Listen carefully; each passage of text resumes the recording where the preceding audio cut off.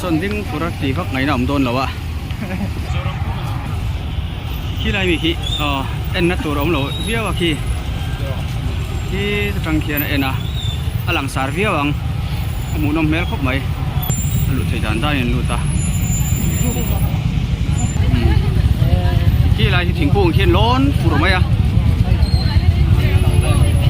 เอ็นนัดจังเราเขา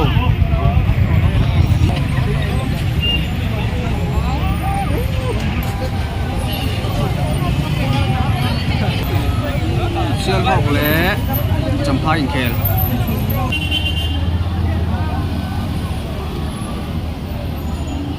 จะเก็ตจังเราอินเคลเอ็นตูเท่าวันเนี้ย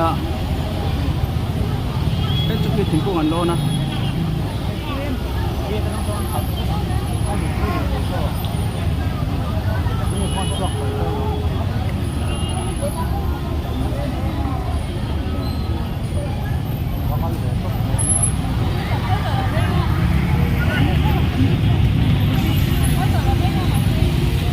มีปุ๋ยกัลฟอร์มีการเอ็นไทยช่วนี่ไหมตักเอ็นตัวกันไหนไม่หมดแล้ววะ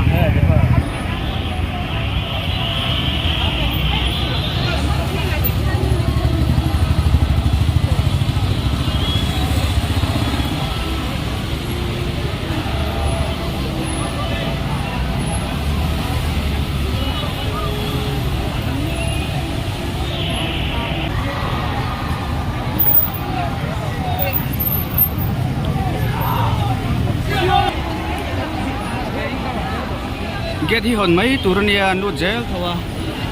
ตายจังเฮียนตาสันมัว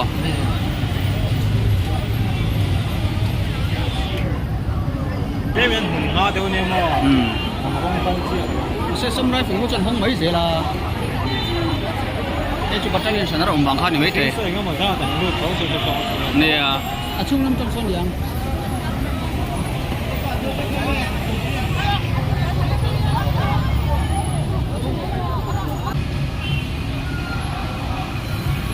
ไม่เห็นซ้ำไหม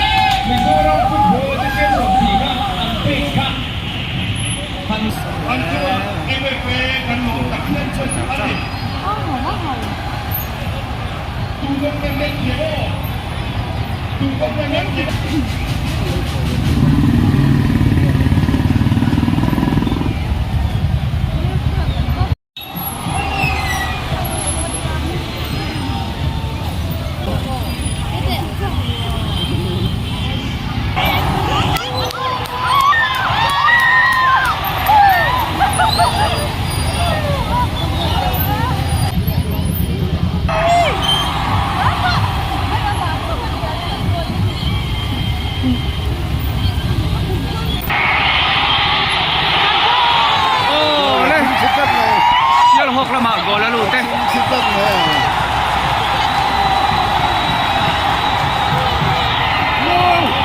นี่แหละพิสูจน์มาสูตรน้ำมันอ่อนก็เลยซื้อเลย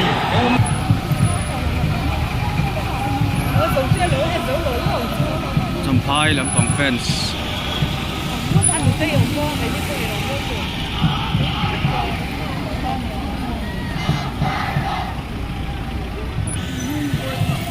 เดี๋ยวหกลำปังอันนี้ส่วนสัจจำพายเฟนส์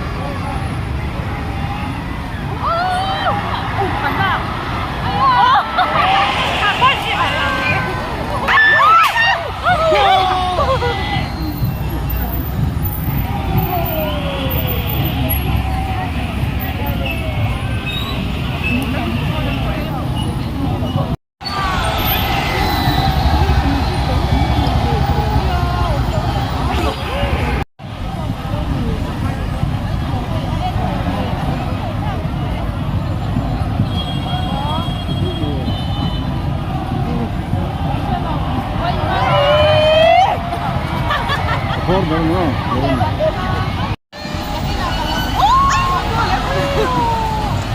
Bor no lene. No.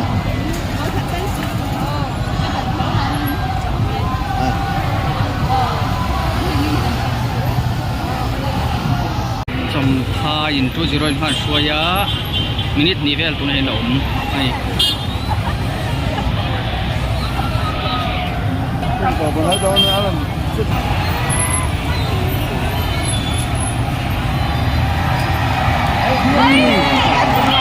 จำพายทางที่นักก่อฟ้าจำพายอินทุจิโร่อินในนั้นจังอันนี้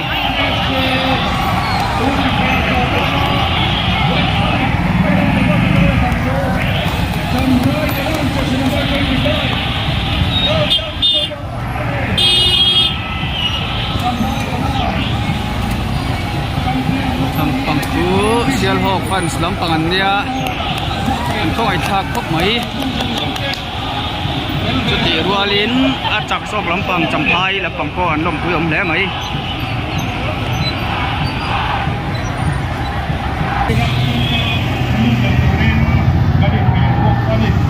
ด้วยหลักตาน tàn ngày na nhưng mà tôi là còn riêng chút bằng một tón khi lại khiên bằng hạt lên thì cũng trai khiên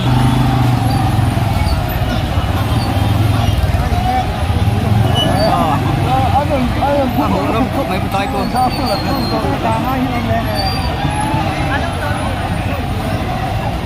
đó là nét chuột mía biết mấy tay hút bụi nước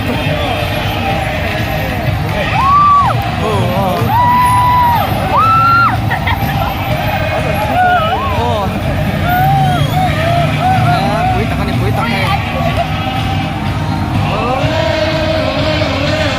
trong khoai lắm bằng cuộn so làm nước mấy làm múc mấy anh lồng quyển khóc mấy trong khoai lắm bằng cuộn siêu hộp làm biết rồi anh hú nó cái đài khóc mấy không phải thập mấy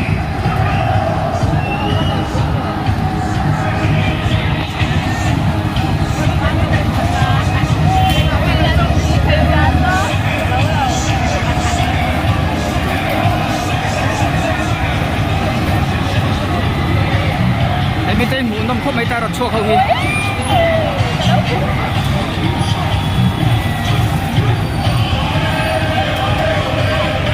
ไอ้ในช่วงเมียเบี้ยไหม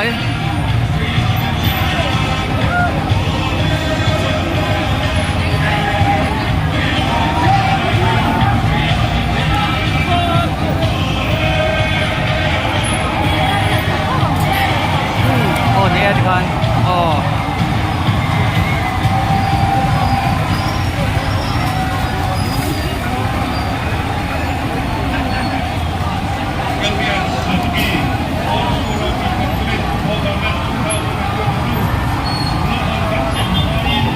ช่วงหมดในผู้ไงนะเลยเกตาชวนคุยครบไหม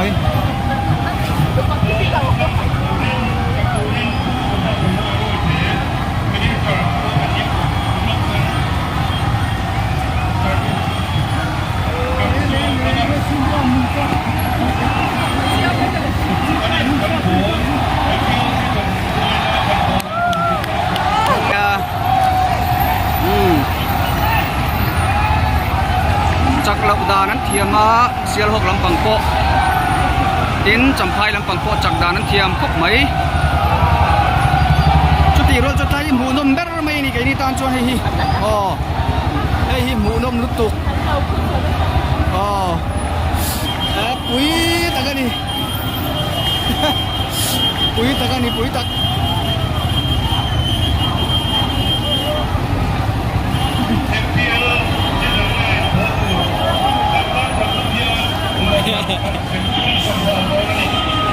เสียหกลำปังอ่ะโอ้จำพายลำปังอันโค่นจุ่มอันโค่นคนกันแล้วเสียงสองเราว่าเป็นช็อตที่โตตีรีอันโทนเทเราไม่คุยมีแต่คืออะไรกูอันชั่วปุยลุตุปุยลุตุอันนั้นแล้วช่วงเราช่วงชิม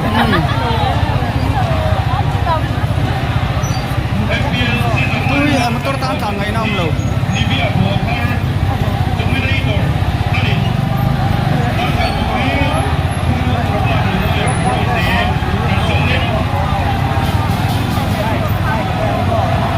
หัวแบบพลาดตัว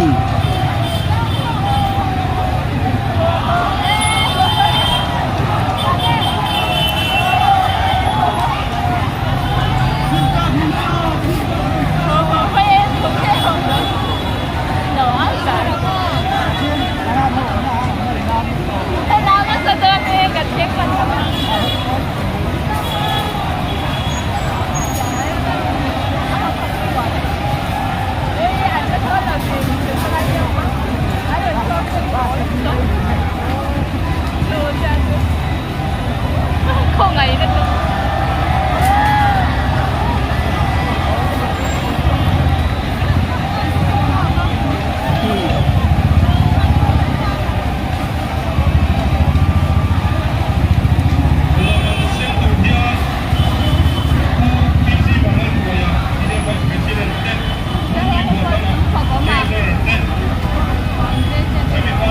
anh lớp 2 đầu chuyển trước rồi cái quý sinh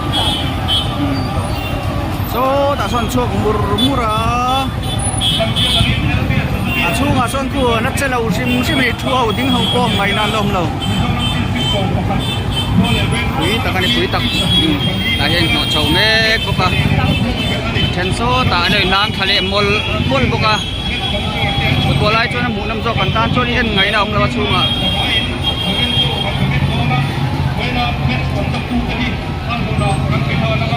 kimi te ko gen an en na sang khop ngai lek ma zir se chon zor ma lek zir sang daran hial mai thei ni kan organizing board chairman le MFA senior vice president waran soya kan sobe get official ro thang lia la la fiat lia la la ren ko ne la ro ko la anh thì kèm trắng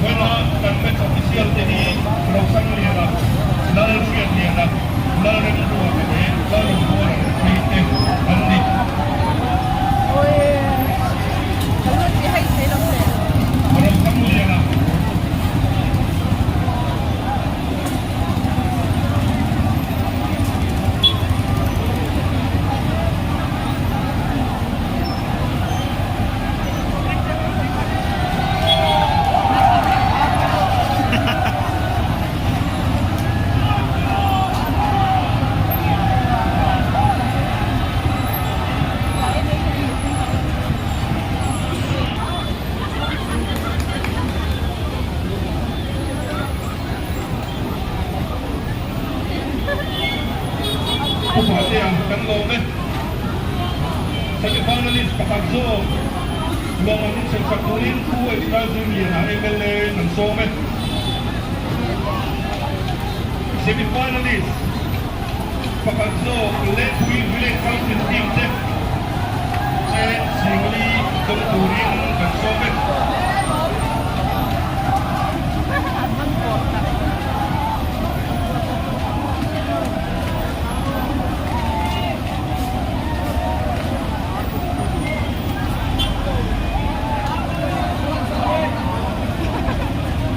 We now request Arnold Rajesh Kumar Nayak,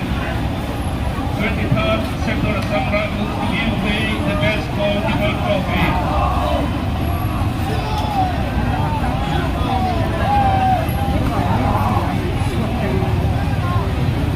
Elvia Suzuki, anh tanya lên anh không gặp giờ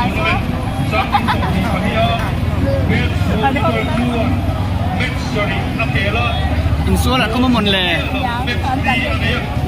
so lai so in eng mo tak chu ma ni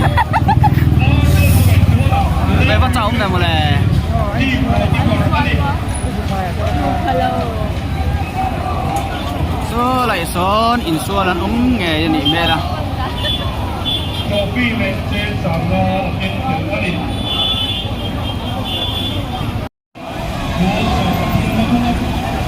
top scorer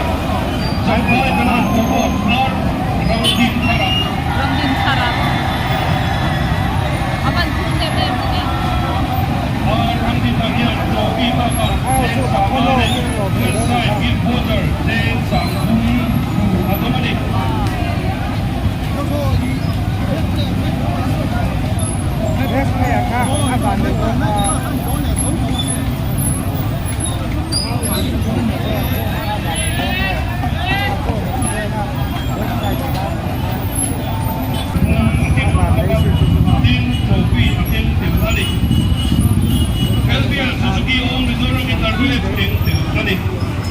LPS Suzuki All Mizoram Intervillage Football Tournament 2022 Fair Play 东东中，东京的垃圾，下面